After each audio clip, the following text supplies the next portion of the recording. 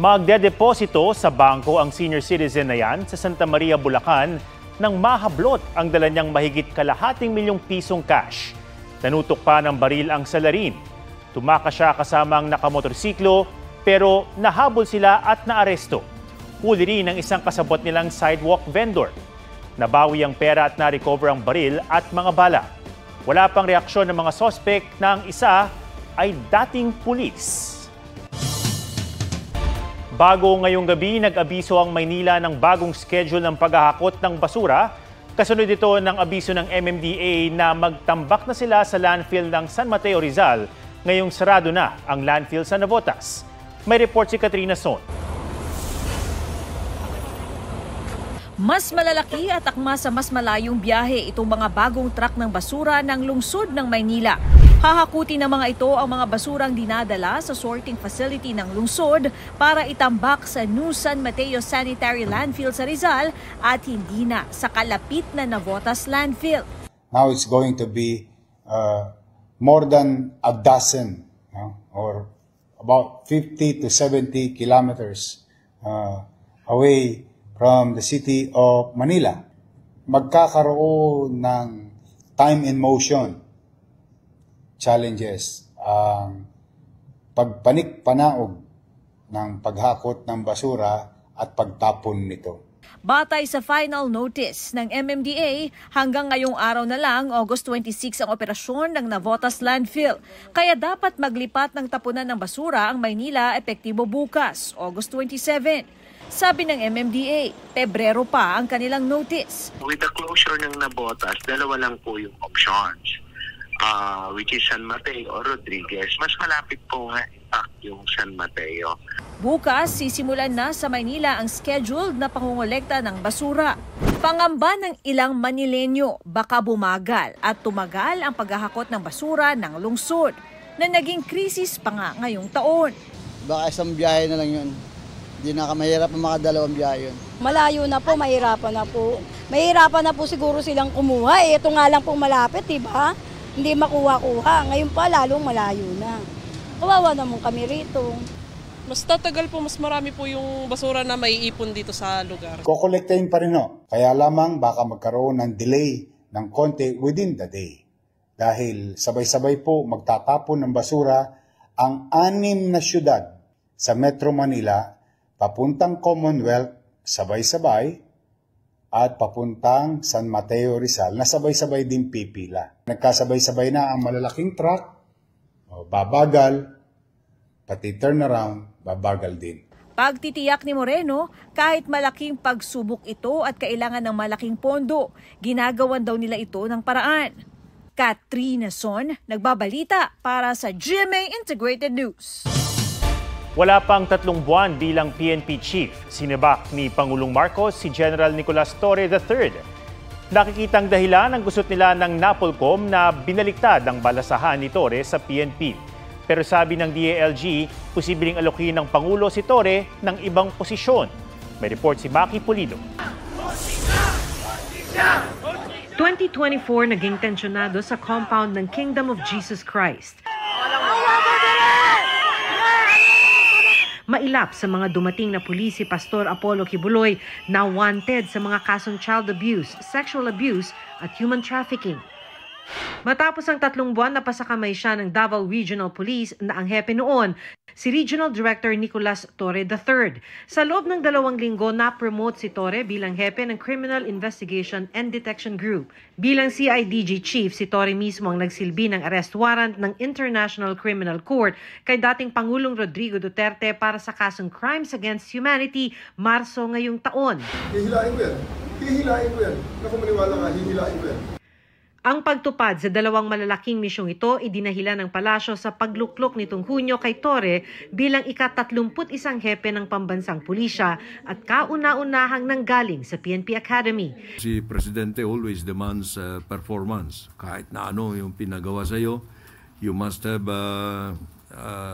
exhibit some high degree level of performance. Bilang PNP chief, inilunsad niya ang 5-minute response time ng mga pulis. Kumasa rin siya sa hamon na boxing ni Davao City Vice Mayor Baste Duterte na kahit hindi sinipot ng alkalde ay tinuloy niya at ibinigay ang proceeds ng exhibition match sa mga biktima ng kalamidad.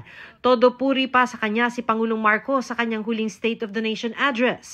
Sama na rin natin yung bago nating kampiyon, si PNP Chief Nick Torran.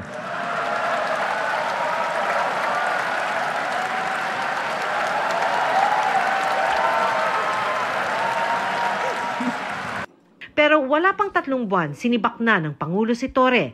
Sabi ni Interior Secretary John V. Cremulya dahil ito sa pagbalasa ni Torre sa liderato ng PNP kahit binaril ito ng NAPOLCOM, isang DILG-attached agency na may administrative at supervisory control sa PNP.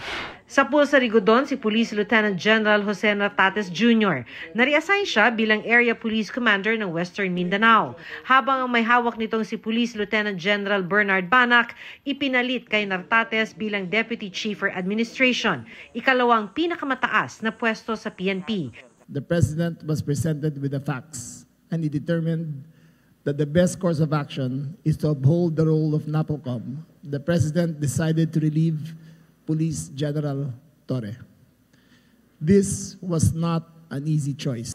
Nakasaad sa memo ng NAPOLCOM na ang mga susuway sa komisyon ay mahaharap sa administrative sanctions. Pero sabi ng kalihim, walang ikakasong administratibo o kriminal laban kay Torre. Ipinalit kay Torre si Nartates, produkto ng PMA Class of 1992, dating direktor ng Ilocos Norte Police at hepe ng NCR Police. To the outgoing and the first Lacan Chief PNP, Police General Nicolas Deloso Torre III.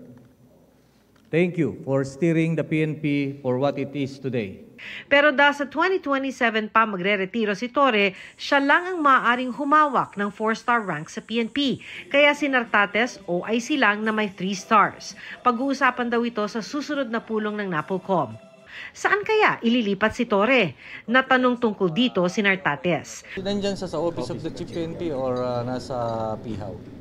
Pero sabi ni DILG Secretary Remulla, may iaalok na pwesto ang Pangulo kay Torre. He is being considered for another position because the President still believes in his capacity. Sinusubukan pa ng GMA Integrated News na makuha ang panig ni Torre na hindi sumipot sa turnover ceremony para kay Nartates. Maki Pulido nagbabalita para sa GMA Integrated News. Inalok ni Congressman Leandro Leviste na maging state witness ang district engineer ng DPWH na inihabla niya dahil sa umano'y panunuhol. Alamin kung bakit sa report ni Ian Cruz. Engineer, bakit po kayo may dalang 3 million? Direct bribery, corruption of public officials at paglabag sa Anti-Graft and Corrupt Practices Act ang isinampa sa Batangas Prosecutor's Office laban kay DPWH District Engineer Abelardo Calalo. Tinangka umano niyang magpadulas kay Batangas 1st District Representative Leandro Leviste para wag nang imbestigahan ang mga flood control project sa distrito. Sabi ni Leviste, ipinaliwanag daw ni Calalo na nakasanayan ng di dumaan sa bidding ang DPWH project sa distrito.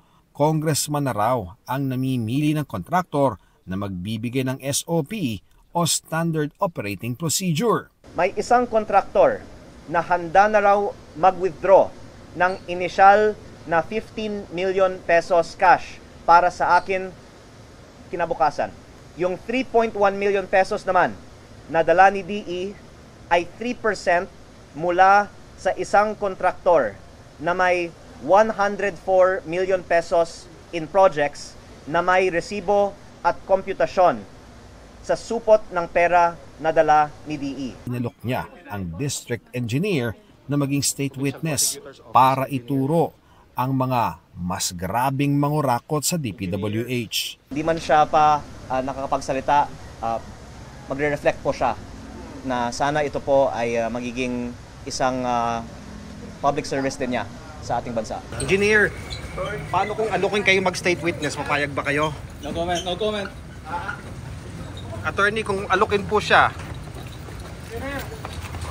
Matapos mabunyag ang ginawa ni Calalo, kasama na rin sa iniimbestigahan ng Senado ang aligasyong naging bagman at legman ng mga kontratista ang ilang DPWH district engineer. Nagbabala na si Senate President Cheese Escudero na ipapaaresto niya ang mga ipinasubbi ng 10 pinakamalalaking kontratista ng flood control project ng gobyerno na ng ghost o di sumipot sa unang pagdinig ng Senate Blue Ribbon Committee. Sa September 1 ang susunod na hearing. Sa September 2 naman, mag-iimbestiga sa mga flood control at ibang infrastructure project ang House Infrastructure Committee. Ipatatawag ang top 15 contractors na inilista ni Pangulong Marcos, pati mga opisyal ng DPWH. Si DPWH Secretary Manuel Bonoan, iginiit na di siya nakinabang sa anumang infrastructure project. Absolutely on my part. No, I don't tolerate this kind of attitude. That's why I'm filing all the charges against anybody who are involved actually in these ghost projects that have been discovered by the President. Sinusuri naman ngayon ng komite ang National Expenditure Program at General Appropriations Act. At lumabas na DPWH at hindi congressional insertion ang nanghingi ng pondo para sa Ghost Flood Control Project at substandard na proyekto sa Bulacan. Beberipikahin daw ito ng kagawaran. In fact, today I think I have issued the preventive suspension of the district offices involved in yung ghost projects. Ian Cruz nagbabalita para sa GMA Integrated News. 13 pulis Pasay sinibak at kinasuhan matapos mamatay ang isang inaresto na nasa kanilang kustudiya. Asphyxia due to manual strangulation ang sanhi ng kamatayan ni John Paul Magat na ayon sa pulisya ay nagpubiglas daw ng arestuhin noong August 5. Ilang oras matapos madala sa presinto, dumaraing daw si Magat at nakiusap na dalhin siya sa ospital. Through CCTVs, nakita namin yung talagang totoong nangyari. Dinapaan nila. Okay. So most likely yun ang dahilan bakit siya nasuffocate. Hindi naman ibig sabihin na sinakal talaga. Na gano'n na kamay. Pwedeng yung pwedeng madaganan, gano'n dito sa liig. Sinusubukan pang makuha ang panig ng mga sinibak na pulis. Suspect sa illegal na pagbebenta ng beep cards online arestado, halos 200 piso ang benta kada card imbes na 30 pesos. Wala pang reaksyon ng suspect na nahaharap sa iba't ibang reklamo. Bansang Croatia nangangailangan ng mga Pinoy worker, libu-libong trabaho sa mga hotel ng kanilang alok. Inaayos ng Croatia at Pilipinas ang government-to-government o direct application sa pamamagitan ng Department of Migrant Workers. Isa pang set ng Dalian train bumibiyahe na sa MRT3. Kabilang ito sa mga tren na binili noong 2014 pero hindi agad nagamit dahil sa issue umano sa bigat at power supply. Emilio Sumangil nagbabalita para sa GMA Integrated News. Maulan pa rin sa ilang lugar sa bansa at sa susunod na buwan, ayon sa Pag-asa, maaaring umira ang panandaliang La Nina at maulit ang hilera ng mga mapaminsalang bagyo noong isang taon. May report si Ivan Mayrina. Umapaw ang Tamborong Creek sa La Castellana, Negros Occidental dahil sa malakas na buhos ng ulan. 20 bahay ang pinasok ng tubig. Ayon sa opisyal ng barangay Biak na Bato, naipon sa creek ang mga tumigas na lahar mula sa nagdaang pagputok ng Bulkang Kanlaon. Ipinarating na raw ng lokal na pamahalaan sa Negros Occidental Provincial Government ang planong clearing operations sa mga ilog na nasa loob ng protected area ng Bulkang Kanlaon. Ngunit wala pa sila natatanggap na permit. Unusual yung baha dito. Ngayon inaabot na yung mga bahay. Nasa state of calamity na ang Buluan, Maguindanao del Sur, bunsod ng malawakang pagbaha dahil sa 3 araw na pag-ulan.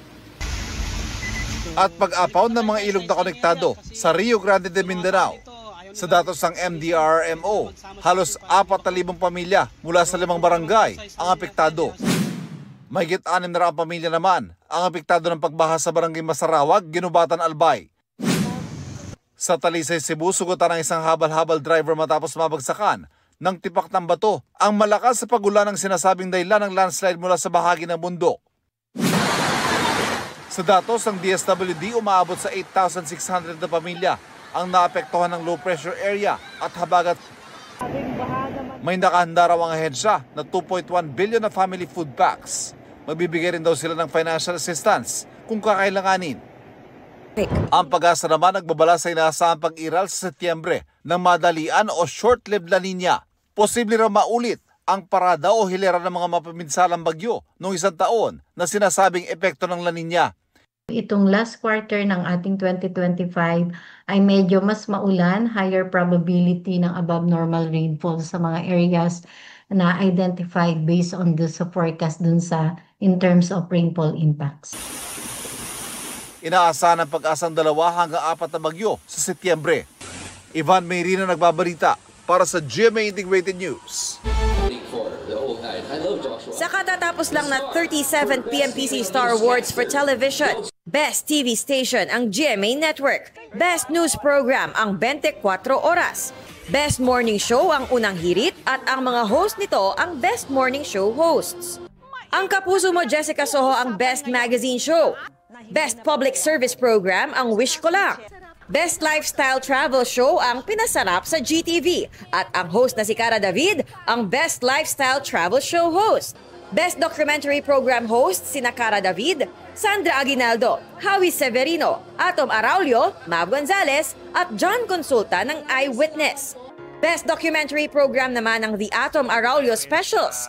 Best Celebrity Talk Show ang Fast Talk with Boy Abunda at si Boy Abunda ang Best Celebrity Talk Show host. Best Game Show host si Ding Dong Dantes para sa Family Feud. Best New Male TV Personality si John Clifford ng Pepito Manaloto na itinanghal ding Best Comedy Show. Best Child Performer si Ewan Micael. Best Drama Anthology ang Magpakailanman. Best Single Performance by an Actor si Alden Richards para sa Magpakailanman episode na Sa Puso at Isipan, The Cantillana Family Story. Best Single Performance by an Actress si Rochelle Pangilinan para sa Magpakailanman The Abused Teacher. Best Primetime TV Series ang Maria Clara at Ibarra. Best Daytime Drama Series ang Abot Kamay na Pangarap. Best Miniseries ang Walang Matigas na Pulis sa Matinik na Misis.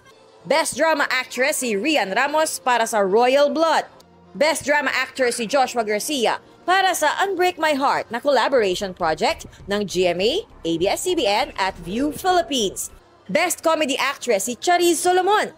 Best Comedy Actor si Paulo Contis. Best Variety Show ang It's Showtime sa GTV.